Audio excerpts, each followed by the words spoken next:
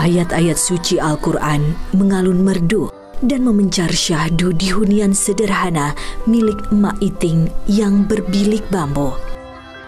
Meski tak elok rupa, tetapi rumah ini begitu bersahaja menerima siapa saja yang mau menyelami ilmu agama. Di sudut kampung Tapos, Desa Cugenang di Cianjur, Jawa Barat, Emak Iting tinggal. Di desa asri yang jauh dari hingar-bingar kota inilah, rumah Emak Iting selalu terisi oleh anak-anak hingga orang dewasa yang ingin belajar mengaji. Emak Iting sudah berusia 78 tahun, tetapi semangatnya mengajarkan Islam membara seolah tak pernah padam. Bersama suaminya yang juga guru mengaji, Emak Iting sudah mengabdi jadi penuntun ilmu agama yang diajarkan Nabi Muhammad SAW ini sejak 1965. Eta da seueur nu bada di ngajar ngahos gitu. Pelai ngahos urang kali teh asa-asa nama rai-rai emak gitu. Beneran anu sanesna we kadarieu gitu. Nu sanesna jadi bener mate satrasna mun atuh mama da masantren teu mamanya eta tadi nage mencari menyacarakan gitu nyacarakan katan salatnya eta bab abdas gitu bareng praktekna wudu atau abdas praktekna wudu gina praktekna salatnya mak teh gayana bade ayeuna saum kemarin tadi ye nyiku mak teh diurukan jampe saum gitu. Emak Iting tiada pernah memungut biaya. Berapapun uang yang muridnya beri, ia akan terima. Lumayan, supaya listrik di rumah Emak Iting bisa terus menyala. Dan yang terpenting, agar anak-anak ini tak buta aksara Al-Quran serta paham agama. 2.000 sasasi, ya nu masihan 5.000 gitu. Ternyata jarang-jarang sapalih nanti, nggak usah ikhlasna gitu. Kata karunya gitu ngajar ngaos. Nanti asa ngaos gitu, barangkali sanes. Ulah ieu teh. Pancaratan teh aku mah gitu. Cara lancar nana gitu. Anggi sudah lama belajar mengaji di sini. Dia berharap perlahan-lahan makin memahami ilmu agama Islam. Baik banget, sabar kita patungan buat nambahin bayar listrik. Makasih udah ngajarin kita semua, udah sabar gitu kan. Soalnya kan nggak semua murid-murid tuh bisa diurus lah istilahnya, ada yang bandel gitu. Makasih udah sabar, udah ngajarin. Sampai sekarang kita bisa tahu. Untuk bertahan hidup dan memenuhi hajat hidup sehari-hari, Emak Iting membersihkan rumput. Bersama Aceh Sulaiman, suaminya, keduanya juga menjadi perajin tusuk sate. Penghasilan anak, emak teh ngica teh meureun aya 2 corok, sacorok sapotong gitu mah. 2 corok teh meureun sabaraha 14-eun. Asa kitu. Agung-agung ya tidak pangandaman lagi kenor gitu mah teh. 2 corok dicam. Lami mama lemot eta nembe 2 dinten sakitu kenging sakitu teh acan di eta yang dicam. Nah kenor teh udah dengan ukur kitu eta. Mun kitu mah nya teh mak teh misalkan kana beas gitu. Akan asin naon teri. Mun ada mengesan mak teh ngicana aya 3 corokna masak kopi kami sabar. Selama puluhan tahun mengajar mengaji, Emak Iting baru sekali menerima bantuan. Itu pun sebagai penyokong karena pandemi COVID-19 melanda. Emak Iting dan suaminya belum tersentuh program yang diluncurkan oleh Gubernur Jawa Barat yang menginisiasi bantuan bagi guru ngaji sejak Agustus 2021 lalu.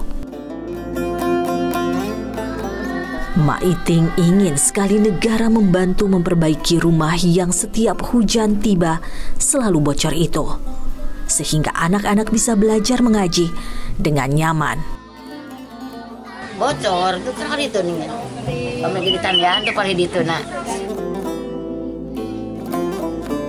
Yang bapak mah yang bapak yang saya terasnya gitu, saya pamit mah ngajar ngaji ditulikin ke anak-anak bapak gitu. Cuma yang tempatnya saya susah, di sana kan keadaan ini sempit aja gitulah.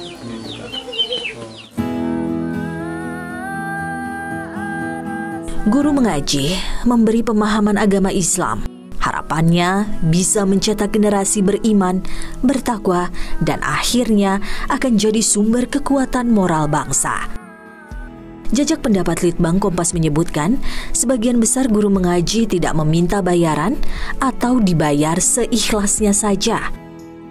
Ini jadi ironi, sebab nasib baik masih belum berpihak pada guru mengaji yang memiliki peran penting di dalam tarbiyah keagamaan anak. Walaupun tidak dibayar atau dibayar ala kadarnya, tapi semangat tidak menyurutkan semangat gitu ya para guru ngaji untuk mengajar mereka, karena sebuah keyakinan keimanan. Karena dengan mengajarkan kebaikan akan memperoleh kebaikan yang berlipat. Negara mengklaim sudah menganggarkan program bantuan operasional tahun 2020 lalu sebagai bentuk apresiasi pada lembaga pendidikan keagamaan, baik itu formal atau non-formal. Sayang, bantuan ini tidak berjalan akibat pandemi. Jadi 2020 dapat gitu ya. 2021 itu kena refocusing, Mbak.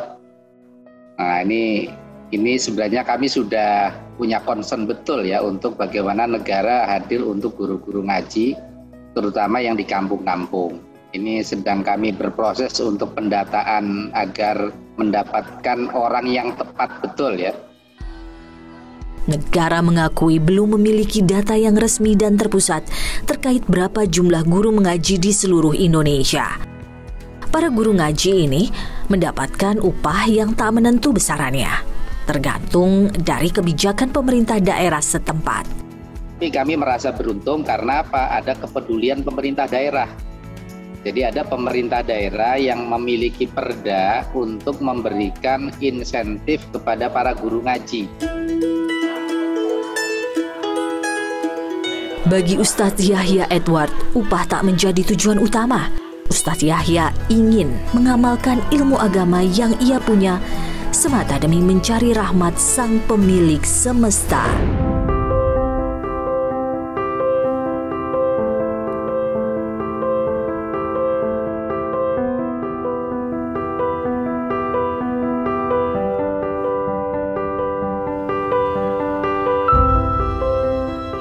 Jemari Yahya Edward begitu cakap merias wajahnya jadi seorang badut. Tidak lupa hidung bulat berwarna merah agar makin paripurna penampilannya.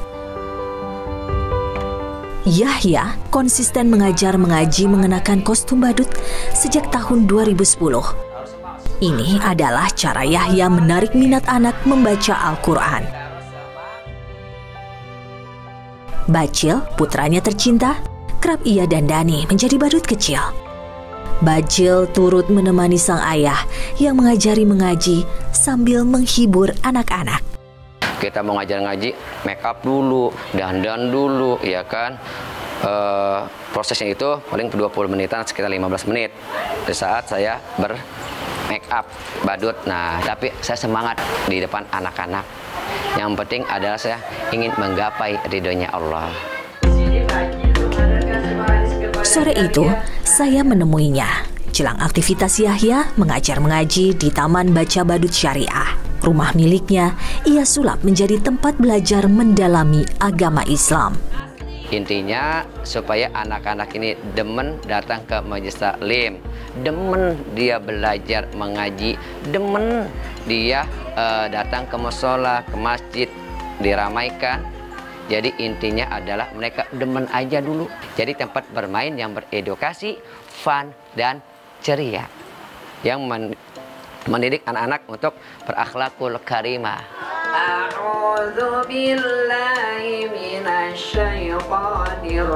Suaranya begitu lantang, melantunkan ayat suci Al-Quran. Perjalanan Yahya untuk berdakwah dengan cara unik ini tak berjalan mulus. Di awal memulai dakwahnya, ia mendapat cibiran. Sudah azan tuh, yuk kita sholat. Yang ngajak pertama kali teman yang ngajak sholat dapat pahala nggak? Dapat pahala nggak? Dapat pahala. Istri saya, orang tua saya, anak saya pun yang pertama dia nggak mau saya ini ngajar ngaji dengan menggunakan kostum badut. Istiqomah atau teguh pendirian jadi kunci Yahya terus mengenakan kostum ini untuk mengenalkan Islam pada anak-anak. Lihatlah kanak-kanak ini. 2 jam pertemuan setiap hari tak terasa panjang karena pria 39 tahun ini membalutnya dengan atraksi sulap ala Om Badut. Begitu ia akrab disapa.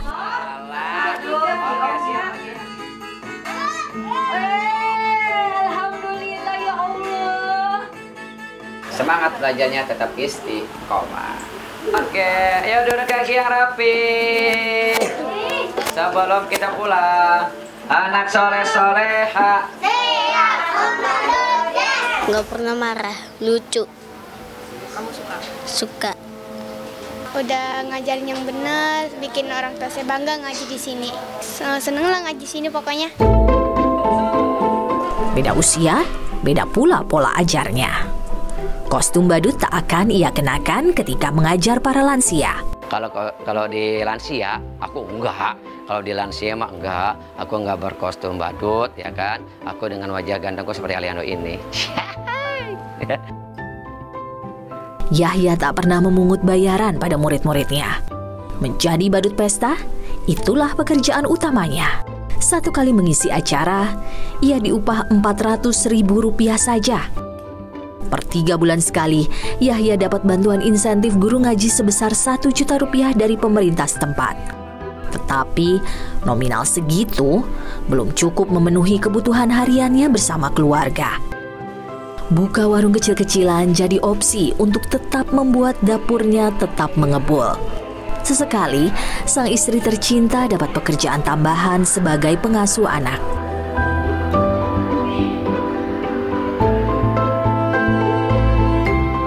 Bapak 2 anak ini mencipta metode belajar secara otodidak dengan dibantu oleh 2 orang guru mengaji lainnya. Yahya mengakui tidak pernah ikut pelatihan atau sertifikasi apapun. Itu, aku belum pernah dapat informasi. Kalau mau ada informasi dari lembaga pemerintah untuk seperti kayak seminar gitu ya, cara metode ngajar ngaji gimana, aku mau ngikut. Pemerintah harus menyediakan lembaga untuk mendidik guru ngaji ini, gitu ya. Dididik dulu, gitu, dilatih dulu, kemudian dapat sertifikasi. Barangkali Abdul Salam lebih beruntung dibanding Yahya dan Emak Iting. Lulusan sarjana Universitas Islam ini lulus uji kompetensi dari sebuah lembaga sertifikasi guru Al-Quran yang dikelola swasta. 7 tahun sudah Abdul Salam mengajar mengaji. Namun, berkat sertifikat yang ia miliki, Abdul Salam bisa mengajar di SDIT, Sekolah Dasar Islam Terpadu, dan menjadi pengajar di beberapa tempat bimbingan belajar. Kadang-kadang masyarakat sering bertanya, ini gurunya dari mana? Apakah sudah sertifikasi atau belum? Seperti itu. Ya. Jadi untuk meminimalisir rasa was-was di hati para orang tua yang ingin memasukkan anaknya di lembaga-lembaga Al-Quran. Abdul Salam punya impian, ingin mencetak generasi yang khatam dan paham Al-Quran. Kenapa saya memilih mengajar Al-Quran? Karena saat ini kondisinya banyak guru-guru Al-Quran yang guru-guru Al-Quran itu masih sedikit jumlahnya, dan juga kita butuh saat ini anak-anak yang bisa membaca Al-Quran dengan tartil, karena banyak yang belajar tetapi tartilnya masih kurang. Uji kompetensi dan sertifikasi menjadi salah satu upaya meningkatkan kualitas dan juga kesejahteraan guru mengaji, terlebih para guru yang mengajar di sektor non-formal. Ini masih perlu pembenahan negara, sebab negara mengakui belum memiliki lembaga untuk mengurusi sertifikasi guru ngaji di luar institut formal. Karena ini sektornya non-formal, seringkali tidak menjadi perhatian utama gitu. Non formal itu ya seringkali satu, mereka ini kan nggak dapat sertifikasi Mbak, karena konsekuensinya kalau sertifikasi itu ya nanti harus support terus anggarannya tiap tahun kan. Negara melalui Kementerian Agama baru akan meluncurkan badan kompetensi bagi guru ngaji di sektor non-formal dengan perumusan kriteria yang dinilai tak sulit. Di sisi lain, Kemenak mengakui kekurangan anggaran untuk memberi tunjangan pada guru mengaji. Dana 1,5 miliar ini diutamakan pada guru mengaji yang bertugas di daerah 3T, terdepan, terpencil, dan tertinggal. Budget sebesar 1,5 miliar rupiah tentu belum mampu menyentuh guru ngaji di Bumi Pertiwi. Di tahun ini baru akan bisa menjangkau untuk 500-an ustadz Mbak. Ustadz-ustadzah, kemudian masing-masing dapat 3 juta. Saya ingin mengetuk Kementerian Keuangan gitu ya, Bappenas gitu, bahwa orang-orang di bawah ini, di pinggiran, di kampung ini perlu perhatian lebih serius gitu ya. Padahal ada ratusan ribu pengajar mengaji yang tersebar. Sungguh problematika yang mesti segera ada titik terangnya. Indonesia menjadi negara penganut agama Islam terbesar di dunia. Lebih dari separuh jiwa penduduk Indonesia adalah Muslim. Tapi, cuma sekira 80 juta Muslim saja yang mampu membaca Al-Quran. Saya melihat keresahan banyaknya Muslim yang masih buta Al-Quran terjawab oleh kombinasi inovasi dan teknologi yang mempertemukan pengajar dan penimba ilmu agama. Safanah Davin Pramias mendirikan Syari Hub tahun 2021 lalu di kota Surabaya, Jawa Timur. Kami nggak pengen gitu pandemi jadi penghalang kita untuk belajar ngaji gitu kan. Syari Hub ingin menyediakan solusi gitu ya, mempertemukan orang yang ingin belajar ngaji dengan gurunya supaya proses mengajinya itu lebih mudah. Syari Hub adalah kelas belajar yang memanfaatkan layanan digital. Meski baru setengah usia, tapi antusiasme warga luar biasa. Lebih dari 1.000 orang belajar melalui platform yang punya moto Connecting People to Allah. Warga negara Indonesia yang berdomisili di Singapura, Korea, hingga Amerika Serikat juga melirik Syari Hub. Insya Allah ngajinya lebih mudah gitu karena bisa diakses kapan saja dan di mana saja gitu sesuai ketersediaan waktunya tadi kan. Mereka juga lebih khusyuk belajarnya karena privat 101 gitu. Mereka jadi lebih terarah gitu mengajinya dan lebih full attention gitu kan. Total ada 40 guru mengaji bersertifikat di Syari Hub. Untuk lebih mengenalkan keislaman, Syari Hub membagikan konten ilmu agama secara gratis melalui medsos. Tak dinyana, antusiasme masyarakat yang menggali ilmu agama via daring membuka pintu rejeki bagi para pengajar. Kami berusaha supaya guru ngaji ini bisa lebih sejahtera secara finansial dengan cara memberi bagi hasil yang kami kira pantas. Nah, alhamdulillahnya sejak guru-guru bergabung di Syari Hub, mereka bisa meningkatkan pendapatannya itu 2-3 kali dari pendapatan TPQ offline. Sofia, salah satu pengajar di Syari Hub, beruntung bergabung di sini sebab penghasilannya meningkat dibanding ketika mengajar secara luring. Alhamdulillah cukup ya selama ngajar di Syari Hub, bahkan pernah sampai UMR Surabaya ya. Untuk kita juga berharap pemerintah itu juga bisa memperhatikan kita, karena profesi kita kan juga guru ya, yang menyebarkan ilmu gitu. Negara melalui Badan Amil Zakat Nasional memberikan perhatian pada guru mengaji, dai, juga marbot masjid, utamanya yang berada di daerah perbatasan.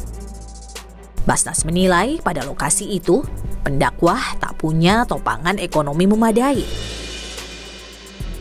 Meski belum menyeluruh merata ke semua guru mengaji, tapi Basnas punya program pemberdayaan ekonomi bagi guru mengaji yang masuk dalam basis data Basnas.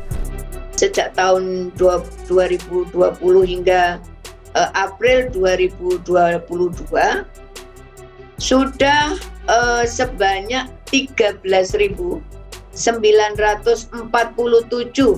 guru ngaji yang sudah bisa menjadi bagian dari segmen yang kita berdayakan, antara 1 sampai 1,5 juta, ada yang mendapatkan program ekonomi, ya bisa akan bertambah terus karena kami sedang mendata secara nasional. Jelang Hari Raya Idul Fitri, Basnas berharap muzaki atau para wajib zakat memberikan perhatian lebih pada guru mengaji.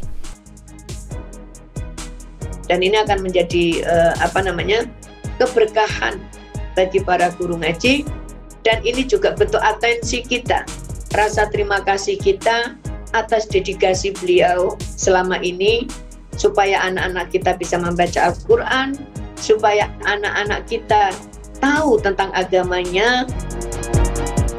Menyiarkan risalah Nabi jadi satu bentuk perjuangan dalam mengabdi kepada Allah Subhanahu wa Ta'ala. Guru mengaji mendidik moral serta akidah bangsa tanpa pamrih. Di pundak merekalah harapan terciptanya generasi bangsa yang akhlakul karimah insya Allah terwujud.